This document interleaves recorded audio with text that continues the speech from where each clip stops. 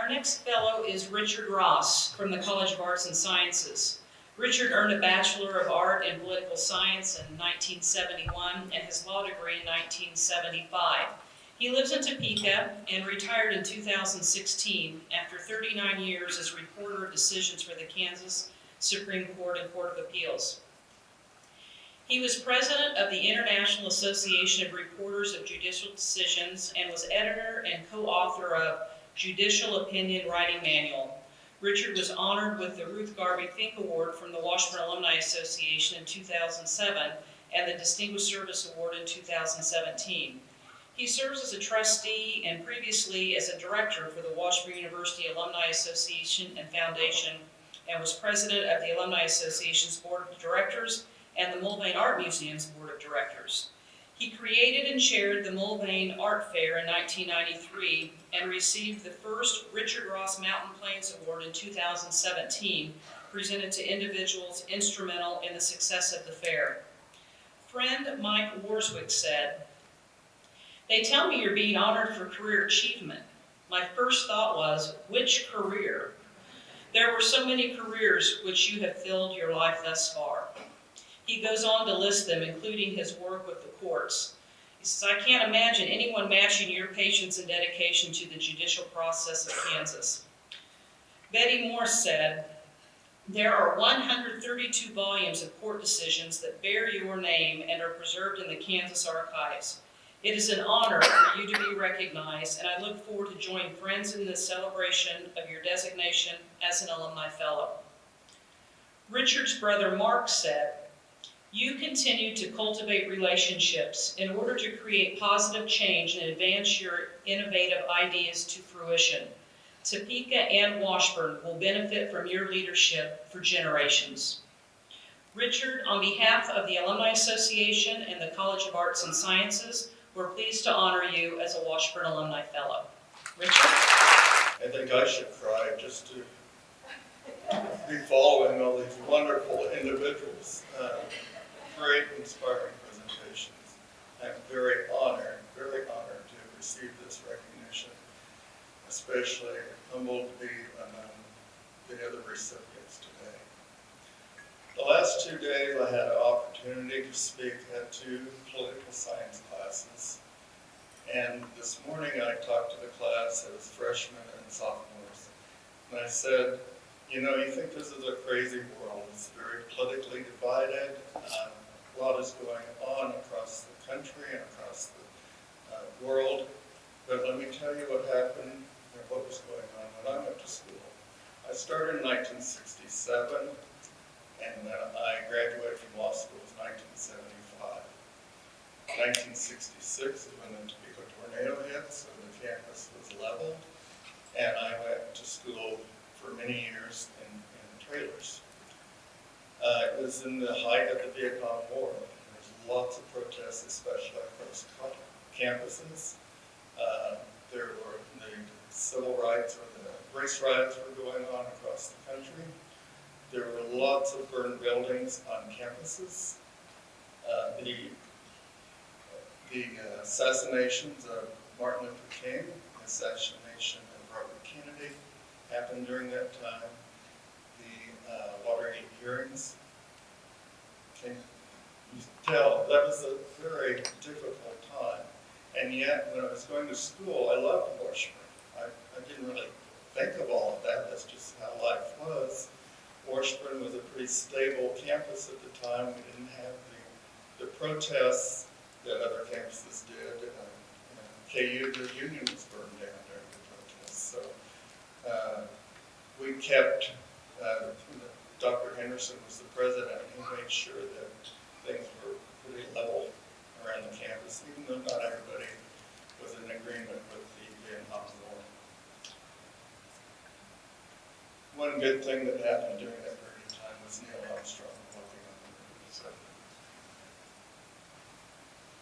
I mentioned that I loved Washburn. When I first got here, I joined Alpha Delta fraternity. That was a big milestone in my life. Many of those members of that fraternity are lifelong friends of mine, and many of them are here today to celebrate this award with me. I had a lot legendary faculty that in the political science. Some of you would remember Dr. Wade, Dr. Heth, George Simpson.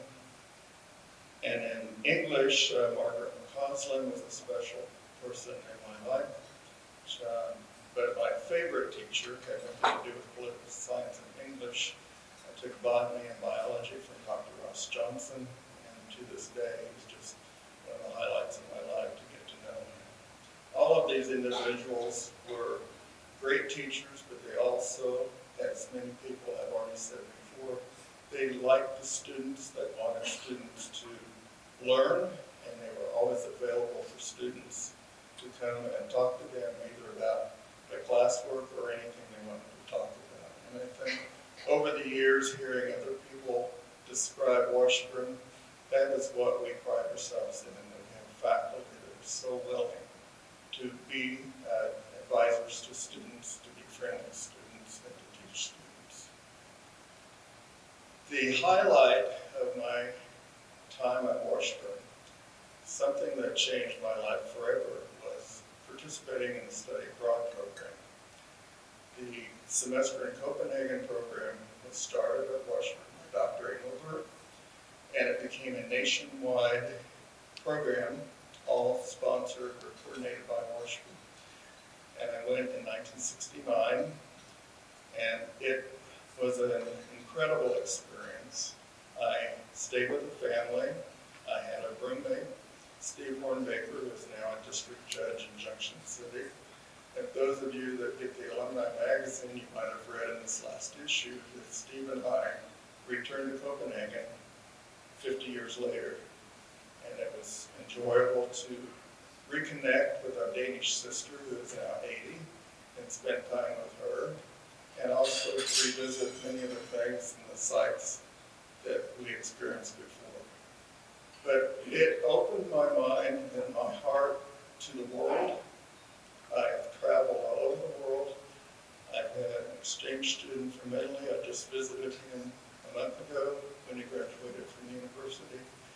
But it just to get to know other cultures, other people, is so important, I think, in today's world, and we don't do enough of it.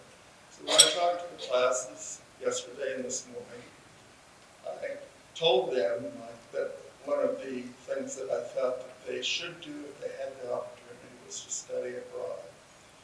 And at the end of my presentation yesterday, one of the students asked a question, and then she said, I had wanted to study in France next semester, but I've talked myself out of it because I was afraid, and because of what you said, I think I will revisit that. Another thing that I said was to the students, if you have an opportunity to do something, even though you are very unsure about it, don't assume that you won't like it or that you won't succeed. Take that opportunity. Say yes. Take a chance. And I said that yesterday to the students, and this morning when I went to talk to the next class, one of the students that was in the class yesterday came up to me in the hallway, and he said, this morning I received a phone call for a job opportunity. And I thought of what you said yesterday. And he said, I couldn't take it. I had to say no because I was physically unable to do it. But it made me think I should take a chance if I'm able to. So I thought those two experiences were worthwhile just to talk to the students. And I was grateful for that opportunity.